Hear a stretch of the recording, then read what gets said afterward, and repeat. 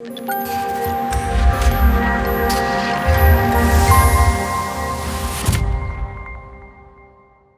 Good morning, Sebastian. Hey, good morning, Harry. How are you doing? Yeah, good, thanks. Hello, guys who are watching and listening on the podcast as well. Um, this is Harry and Seb Talks. We're changing the format a little bit this week, guys, because last week and the weeks before we did like surprise questions. So Sebastian would get asked a question on the spot, I would get asked a question on the spot, and it was a bit let's say daunting to give you guys like a really good answer to that question. So the format's changed a little bit. This week we're going to have a topic. We know the topic already, and we've had some time to sort of prepare and think about it, although we're both very busy as it is. So I imagine it was a brief 10-minute 10-minute look. But on top of that, as well, we're really keen to hear what you guys want to learn. So please, if you do have any questions or thoughts, throw it down in the comments down below. And if you like the show, please subscribe. That's telling us that we're doing the right thing. And if you feel like we could improve or be doing something better, then let us know in the comments as well. We can go from there. So this week, the question that came up from somebody was, how do they quit their full-time job, Sebastian, and become a Webflow freelancer? Yeah, I think we've born in the same shoes. You had also a full-time job before. I had also a full-time job before, so I guess that's a lot of people asking this question. And of course, you can't give them a specific plan, but you can give them advices, what they can learn from it. From my point of view, what is for me really important is that when I was doing like full-time job, I was doing then my side business, to have, if possible, of course, a specific time slots. For example, if you work during the weekdays, to say every Saturday in the morning until 11, from 8 to 11, or the entire Saturday, I don't know how much you want to work, you work on your business, a specific time slot every day, every week, depends how much you are dedicated to it. So you mean like Yeah. you mean like having a schedule, right? So like 9 to 5 or 10 to 6 or whatever. Yeah, to have it booked like your full-time job. And also have a dedicated place where you're doing this, so that also your friends, or when you have a girlfriend or a boyfriend, that they know, hey, I'm working now in this room on my company, so it's like I'm having a normal job. So let me in peace and I can focus on my thing. Sure. And that's really important, right? Having that separation, because sometimes when we're starting out and it's like the first ever time that we're freelancing, it's very tempting to like do your washing halfway through the workday, or to go out with your girlfriend and have that drink at the park. Yes, exactly. But as you said, like having that commitment and knowing that, yeah, I'm working these set hours is like a much better way to ensure that you're going to be in the flow and you're focusing on your work throughout, right? Yeah, you get much more done, and if you're serious about becoming like your own boss, then you should work like this, and not just hang around and chill. I guess something for me to add is obviously the software itself, right? And using Webflow when you move from being a full-time job to a Webflow freelancer. I've got a really great video coming out soon all about delegation, but my kind of advice really is you really need to learn the tools. You really need to learn how to use Webflow or WordPress or whichever one that you end up using. You need to make sure that you're really focused on, and it's really important that you not only know how to use the tool really well, but you also know all of the best standards for using it. I would be cautious of quitting your full-time job if you don't know how to use the tool. Now, any courses that you can recommend to the audience? I know you're working with Figma, for example.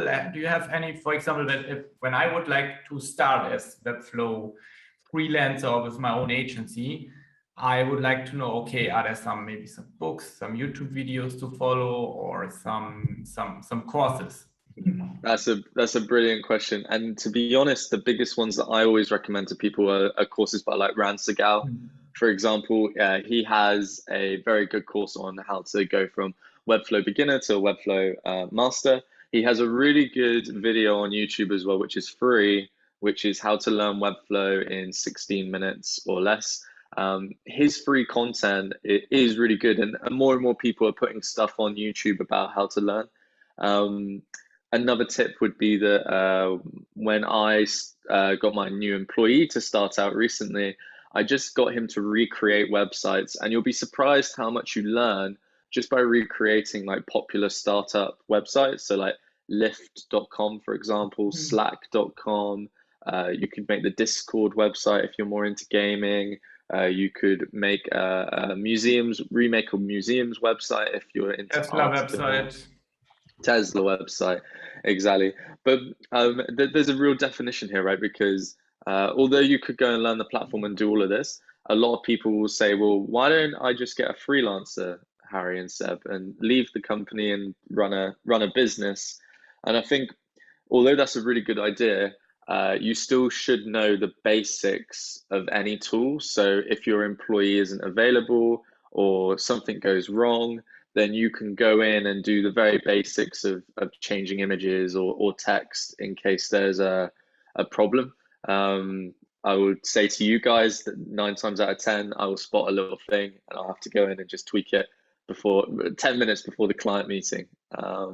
Overall, and it's the same for you, Sebastian, right? With Google Ads, you at least know how to use it and walk a client through it and get the data. Yeah, I'm not an expert. I know the basics, and you need to understand the whole concept of digital marketing in order to ask the right questions.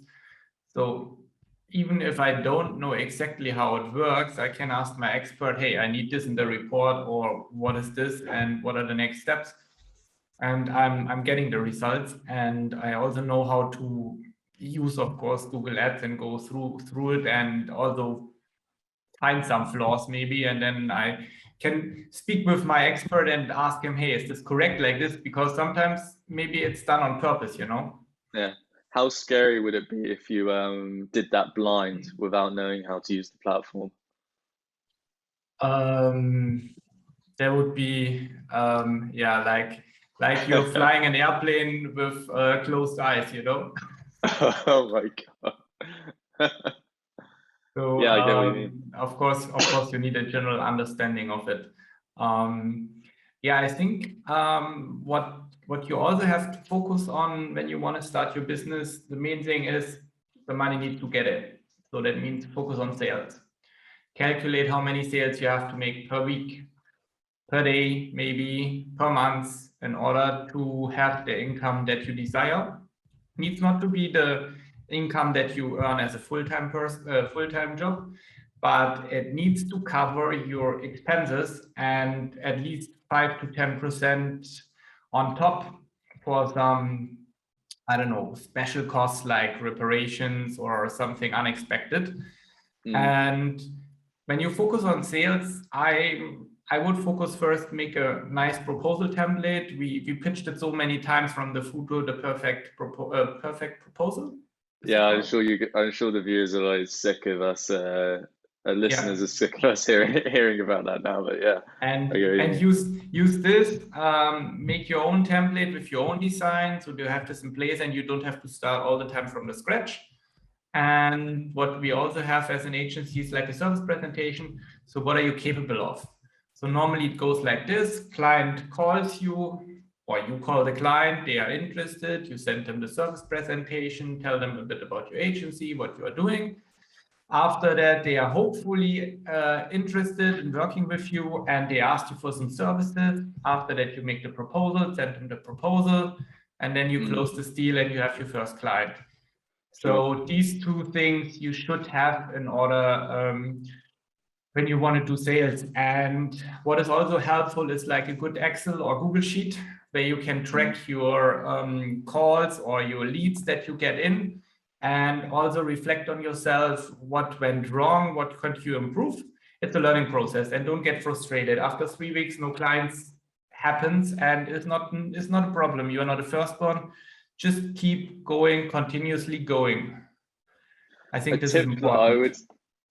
I think it's a really good point, and a tip that I have based on your proposal stuff is, if a client's a bit, if you keep finding that clients are a little bit shaky about the price, whether you're just starting out and they're not too sure about your portfolio, a tip that I got recently was to give a client a taste of what it is like to work with you.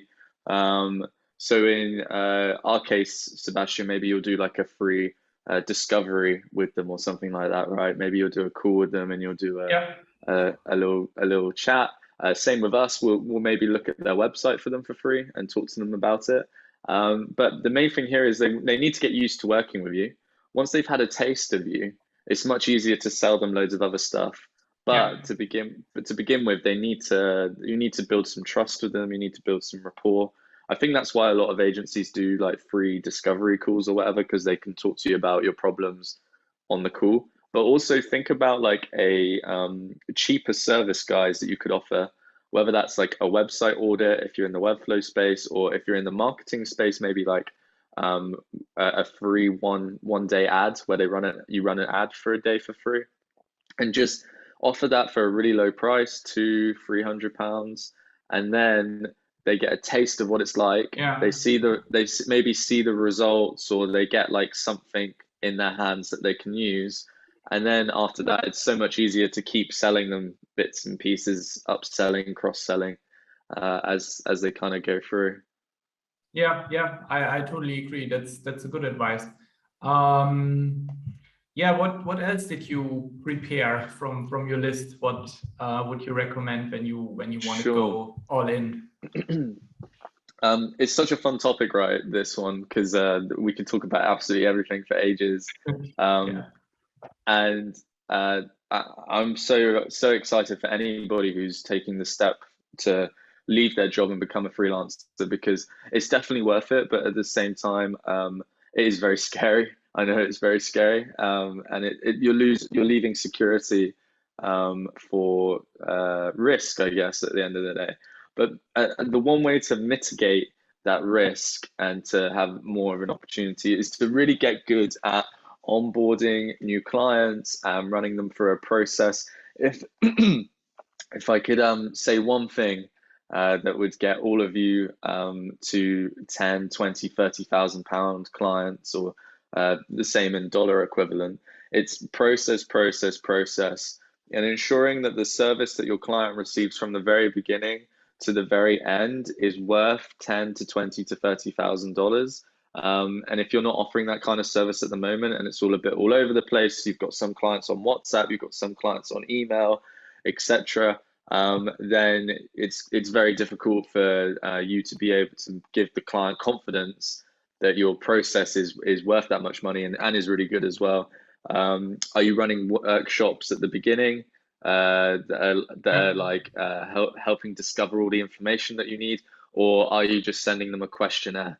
Because both have different price points, and if I'm running a workshop, I can charge 10 to 20 to 30,000 because that's a lot of time. If I'm sending them a questionnaire, then that's just like a $4,000 or $5,000 website end of the day. So what does a really good onboarding and process look like? I'll give you a couple of bits from R1 so that you can steal it and use it for yourselves. At the moment, when a client signs up with Imaginary Space, they are sent an onboarding email. This contains links to two things: a dashboard for them where they have all of their information stored, and a Slack channel. We have a Slack space just for clients, and they can join their Slack channel there. We then have templated messages. So if you want to save time, template your messages and emails so you can keep reusing them. When they join the channel, we send them a little welcome message and a welcome video from someone on the team. And then once they've watched the video and they've read the message, we just tell them a little bit about when they can expect us to be on Slack, because we don't want to be on there all day. So our Slack times are 9 a.m., 1 p.m. and 4 p.m. We check Slack then, and if they need us out of those times, they can call the team's mobile number. and somebody will pick it up. And there's a call link there. So once they have read all the onboarding stuff, they can then book a call and get on the first discovery workshop with us. But you see how like that entire process is automated, it's templated, it's really smooth. It's the same for every single client. It doesn't change. Because of that now, as we continue to use that process and test it, you will soon find that you can refine that process, and you can make it better overall. I won't bore you with the website design process, but that's the onboarding one. Yeah, anyway. but sounds already like really professional. Of course, when you just start, first get some clients so that you can think of an onboarding process and get used to it first, to have some clients, and you figure out some things in the process that you say, oh, it's always the same. Maybe I can automate it, and then you can then you give Harry a call and ask him how to do it. I mean, we're on LinkedIn and Instagram all the time. So if you guys need any help, like reach out to us. I have a couple people in my vlog who sometimes book calls with me to have a chat, and feel free to do the same with us as well. It was, interesting to hear about the plan that you have for 90 days and stuff, Seb, and wondering what what we could leave our listeners with for a final tip. I don't know, did you talk about niching? I haven't yet, no. I think that this is like a topic we should talk about a bit more, because lots of people that start are afraid when they niche, they don't get enough clients, but it's more the opposite. And try to have the guts to go all in and niche yourself. Think of something that you like to do, or maybe as you have hobby and so on, where you have maybe some knowledge, and then niche into this direction, because you can differentiate yourself from the competition. You know more about this specific industry or of the specific job, and people that you will speak to, your target group, they will hear this already from the first call. Wow, he's professional, he knows our challenges, our problems. Put yourself in the shoes of your target group, and that's the best. And you can also ask for more money because you're specialized in this niche. If they want to work with somebody that knows only a bit about it or nothing about it, they can work with somebody else, but you don't know, or they don't know if they will have results. But when they work with you, you know the industry, you have worked with them, maybe you can show them case studies after you work with a few clients, and then they are willing also to pay more because they know you know their business almost as good as them. Sure. You know? Sure. Yeah, really nice. I think there's definitely a longer video here that we could do on niching, because I feel like it's a really deep topic. Of course. So if you guys are listening and you want us to do that niching video, then drop a like, drop a subscribe, and let us know in the comments, and we can talk about that one definitely in more detail, because it's so big, the topic of niching. It's so big. I think that we should call it there, Sebastian. I think it's been a really good episode. I hope you guys have enjoyed listening, and have a great start to your week whenever this video ends up going up. If you would like to follow Sebastian, it's RE7 on Instagram and Sebastian Bayer on LinkedIn. If you would like to follow me, it's Harry Roper on YouTube, Harry Roper on LinkedIn, and Imaginary Space on Instagram. But apart from that, thank you for listening. We hope you've been a help, and let us know how we can improve this show. But until next week, it was really good speaking to you, Sebastian.